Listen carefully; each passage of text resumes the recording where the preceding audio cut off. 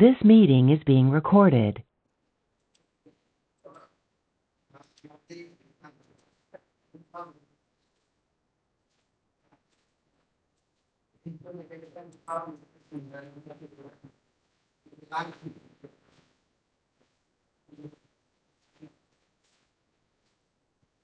अस्सलाम वालेकुम। आज का बाइबल पाठन गिनती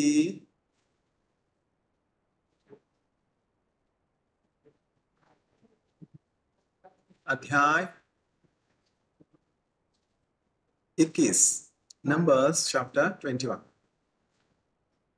कनानियों से युद्ध। अराद का कनानी राजा नेगेव मरुभूमि में रहता था। अराद का कनानी राजा नेगेव मरुभूमि में रहता था। This is a famous desert, that is Negev desert, where Sheba and other places are around this, the desert of Negev. उसने सुना कि इजराइल के लोग अथारीम को जाने वाली सड़क से आ रहे हैं, इसलिए राजा बाहर निकला और उसने इजराइल के लोगों पर आक्रमण कर दिया। उसने उनमें से कुछ को पकड़ लिया और उन्हें बंदी बनाया। तब इजराइल के लोगों ने यहोवा को यह वचन दिया, हे यहोवा, इन लोगों को पराजित करने में हमारी मदद करो, उन्हें हमारे अधीन कर, उन्हें हमारे अधीन कर दो। यदि तू ऐसा करेगा तो हम लोग उनके नगरों को पूरी तरह नष्ट कर देंगे। यहोवा ने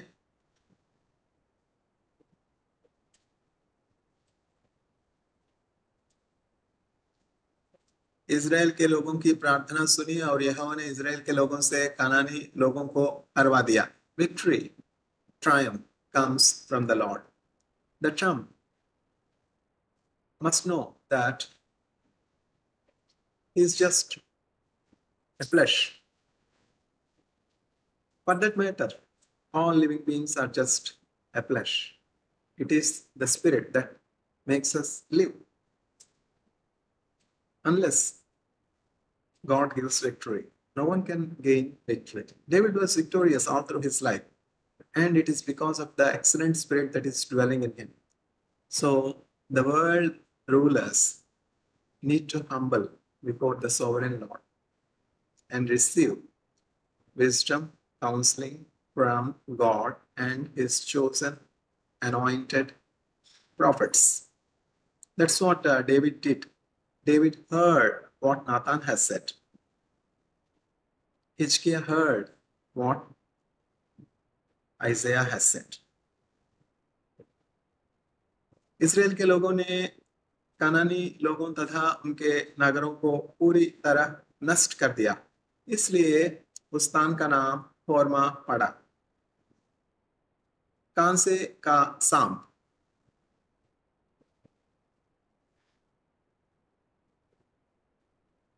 The snake made of bronze. Israel के लोगों ने होर पर्वत को छोड़ा और लाल सागर के किनारे किनारे चले। उन्होंने ऐसा इसलिए किया जिससे वे एदोम कहे जाने वाले स्थान के चारों ओर जा सके, किंतु लोगों को धीरज नहीं था। जिस समय वे चल रहे थे उसी समय उन्होंने लंबी यात्रा के विरुद्ध शिकायत करनी आरंभ की। लोगों ने परमेश्वर और मूसा के विरुद्ध बातें की। लोगों ने कहा, तुम हमें मिस्र से बाहर क्यों लाए हो? हम लोग यहाँ मरुभूमि में मर जाएंगे। यहाँ रोटी नहीं मिलती, यहाँ पानी नहीं है, और हम लोग इस खराब भोजन से घृणा करते हैं। We hate this bad food. It's so sad to see that the Israelites are calling the food of the angels as bad. God knows what is good for us. Only mother knows what the child should drink, what the child should eat. The child should not be given the food that it cannot digest. Depending on the conditions, God is providing. Manna is given and it is given with a purpose. इसलिए यहोवा ने लोगों के बीच जहरीले सांप भेजे। सांपों ने उन लोगों को डसा और बहुत से लोग मर गए। लोग मूसा के पास आए और उससे कहा, हम जानते हैं कि जब हमने यहोवा और तुम्हारे विरुद्ध शिकायत की तो हमने पाप किया।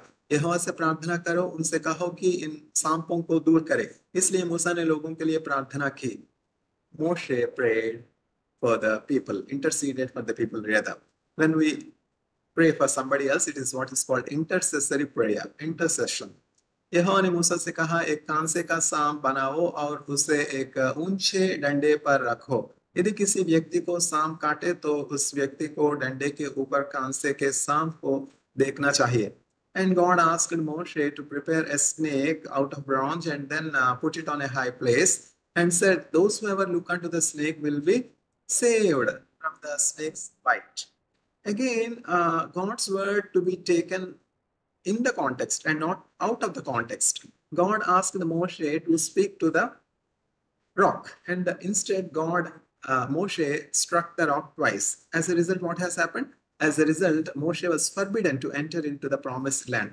Because God asked Moshe to make the bronze snake and put it in high place and look and said those that look unto the snake will be rescued. It doesn't mean that snake should be the object of our worship. This has led to many to worship snake as God. No, it doesn't mean that snake is God. It's a mistake. It's a mistake. This is a deception again from Satan. Satan deviates the word of God. Satan misrepresents the word of God. Satan misinterprets the word of God so that man created in the image of God is deceived and inherit curse as the Satan, the snake, the serpent is cursed. So when God said the snake has to be made with bronze and put in high place so that when the people, victims that are bitten by the snake look unto the bronze snake, they will be healed, they will be saved. There is nothing in the bronze snake. There is only in the word of God. That is obedience to what God says. God is the one, Yahweh, the God of Israel, the God that gives life to mankind, the sustainer of life. So we should understand what God says, because our parents taught us to worship snake. There is a reason. This is the reason. And the word of God was misinterpreted, and a false God has cropped up into the human courts of history. Likewise, there are many traditions, there are many cultures, there are many customs which are not God intended. We need to carefully see what is true and what is not true, what is pleasing God and what is not pleasing God, and we have to find out the will of God and do. Then we will be blessed and we will be in the promised land. We all have the hope that we will one day enter into the promised land, that is heaven, and we live forever, where there is no tears, where there is no hunger, where there is no thirst, and the streets of the heaven are made up of gold. All around us, what we do see today, we see rottenness, we see stinking, we see poverty, we see homelessness all around us. But it's not so in heaven. I myself have seen with my own eyes, of course not heaven. Of course not heaven. If I want, God will show me. I do not want to see unless God reveals it to me. Okay, then heaven is real, and many have already seen heaven. And of course, one particular example is Paul. Paul says that I know a person that has been taken to the third heavens with life or with body or without a body. I do not know. He has gone and heard the things that no human ear should ever hear.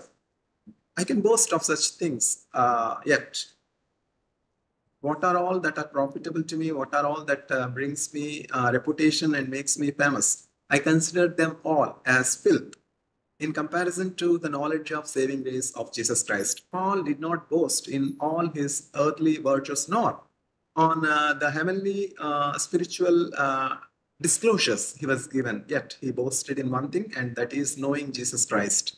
He boasted in one thing, that is being saved by the grace of Jesus Christ. It is only to Paul God has promised, my grace is sufficient for thee. In your weakness, my strength is made perfect. It is because of that grace Paul could write more than half of the books of the New Testament. Out of the 27 books in the New Testament, 14 of the books were written by none other than Paul, the apostle, who was once Shaul, the persecutor of the church. यदि किसी व्यक्ति को सांप काटे तो उस व्यक्ति को डंडे के ऊपर कांसे के सांप को देखना चाहिए, तब वह व्यक्ति मरेगा नहीं। इसलिए मूसा ने यहोवा की आज्ञा मानी और एक कांसे का सांप बनाया तथा उसे एक डंडे के ऊपर रखा था। जब किसी व्यक्ति को सांप काटता था तो वह डंडे के ऊपर के सांप को देखता था और जीवित रहता था। So it's all in the word of God, it's not in the bronze snake. This mistaken identity has led many to think that the snake is God, and the God of Israel has himself authorized man to worship a snake. No, it's a mistaken identity.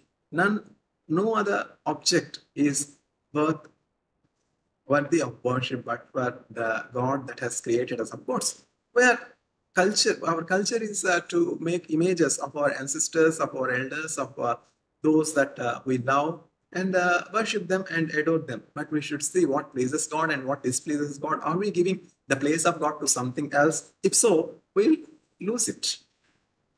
और पर्वत से मोयाब घाटी को Israel के लोग यात्रा करते रहे। उन्होंने ओबोत नामक स्थान पर डेरा डाला। तब लोगों ने ओबोत से इये अबीराम तक की यात्रा की और वहां डेरा डाला। यह मोआब के पूर्व में मरुभूमि में था। तब लोगों ने उस स्थान को छोड़ा और जेरेद की यात्रा की। उन्होंने वहां डेरा डाला। तब लोगों ने अर्नोन घाटी, it's not Arnona means rent in Hebrew. अर्नोन घाटी की यात्रा की। उन्होंने उस क्षेत्र के समीप डेरा डाला। यह अमोरियों के प्रदेश के पास मरुभूमि में था। अर्नोन घाटी मोआब और एमोरी लोगों के बीच की सीमा है। सीमा मीन्स बाउंड्री।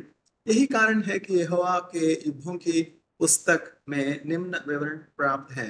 यहोवा के युद्धों की पुस्तक means the book of the wars of the Lord. Of course, it's not the Bible. Some information regarding the wars of Jehovah are also present in almost all of the 37 Old Testament books of the Bible. और सुपा में Waheb, अर्नोन की घाटी और are की बस्ती तक पहुंचाने वाली घाटी के किनारे की पहाड़ियां, ये स्थान मोआब की सीमा पर है। इजराइल के लोगों ने उस स्थान को छोड़ा और उन्होंने पैर की यात्रा की। इस स्थान पर एक कुआं था। यहोवा ने मूसा से कहा, यहाँ सभी लोगों को इकट्ठा करो और मैं उन्हें पानी दूंगा। Gather all the people and I will give them water. तब इजराइल के लोगों ने यह गीत गाया। Then the people of God has sung this song. कुएं पानी से उमड़ बहो, इसका गीत गाओ। महापुरुषों ने इस कुएं को खोदा, महान नेताओं ने इस कुएं को खोदा, अपनी छड़ों और डंडों से इसे खोदा। यह मरुभूमि में एक भेंट है। This is the gift in the desert, isn't it? If we get streams of waters in the desert, isn't it a thing of celebration? That's what the people of Israel are doing in the wilderness. They were given streams of living waters. लोग मत्ताना नाम के कुएं पर थे। तब लोगों ने मत्ताना से नहलीएल की यात्रा की। तब उन्होंने नहलीएल से बामोत की यात्रा की। लोगों ने बामोत घाटी की यात्रा की। इस स्थान पर पिसगा पर्वत की छोटी मरुभूमि के ऊपर दिखाई पड़ती हैं। पिसगा इज द माउंटेन, छोटी मीन्स हिल टॉप। सिहोन और ओग, these are the kings. Israel के लोगों ने कुछ व्यक्तियों को अमोरी लोगों के राजा सिहोन के पास भेजा। इन लोगों ने राजा से कहा, अपने देश से होकर हमें यात्रा करने दो। हम लोग किसी खेत या अंगूर के बाग से होकर नहीं जाएंगे। हम तुम्हारे किसी कुएं से पानी नहीं पिएंगे। हम लोग केवल राजपथ से यात्रा करेंगे। हम लोग तब तक उस सड़क पर ही ठहरेंगे जब तक हम लोग तुम्हारे देश से होकर यात्रा पूरी नहीं कर लेते।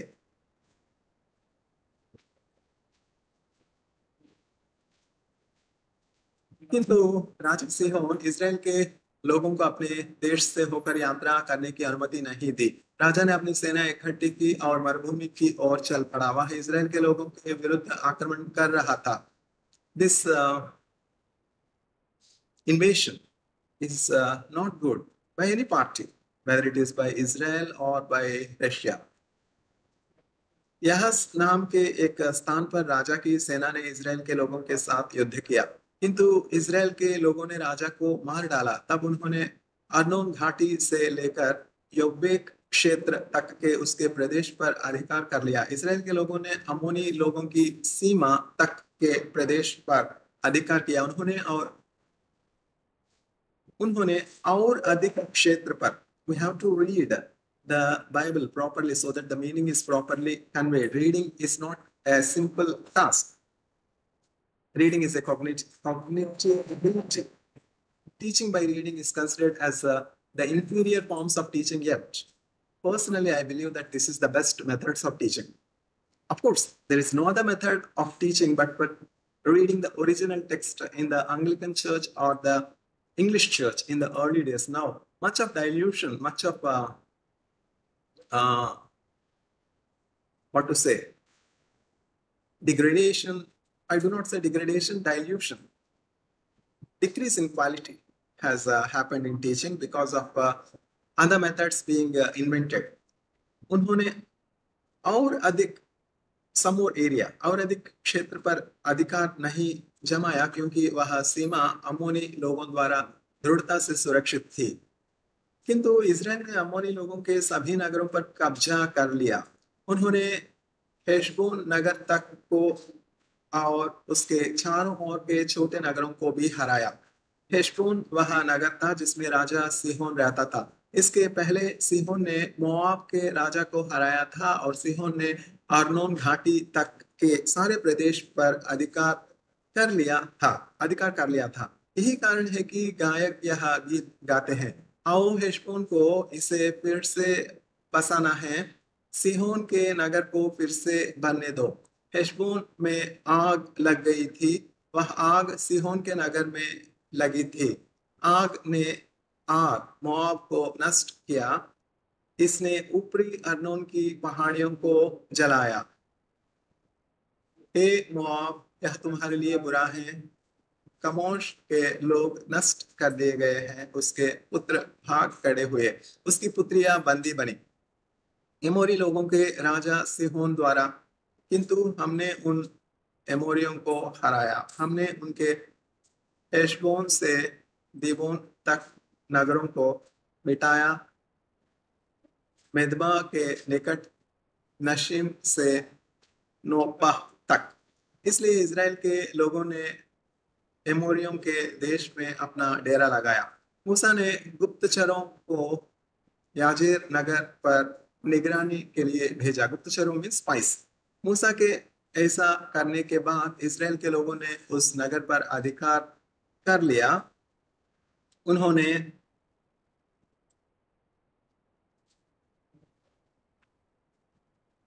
उसके चारों ओर के छोटे नगर पर भी अधिकार जमाया। इजराइल के लोगों ने उस स्थान पर रहने वाले अमोरियों को वह स्थान छोड़ने को विवश किया। तब इजराइल के लोगों ने बाशान की ओर जाने वाली सड़क पर यात्रा की। बाशान के राजा ओग ने अपनी सेना ली और इजराइल के लोगों का सामना करने निकला। वह एद्रोई नाम के क्षेत्र में उनके विरुद्ध लड़ा। किंतु यहोवा ने मूसा से कहा, उस राजा से मत डरो, मैं तुम्हें उसको हराने दूंगा। मैं तुम्हें उसको हराने दूंगा। तुम उसकी पूरी सेना और प्रदेश को प्राप्त करोगे। तुम उसके साथ वही करो जो तुमने एमोरी लोगों के राजा सीहोन के साथ किया। अतः इजराइल के लोगों ने ओग और उसकी सेना को हराया। उन्होंने उसे, उसके पुत्रों और उसकी सारी सेना को हराया। तब इजराइल के लोगों ने उसके पूरे देश पर अधिकार कर लिया। आज का बाइबल पठन समाप्त हो गया।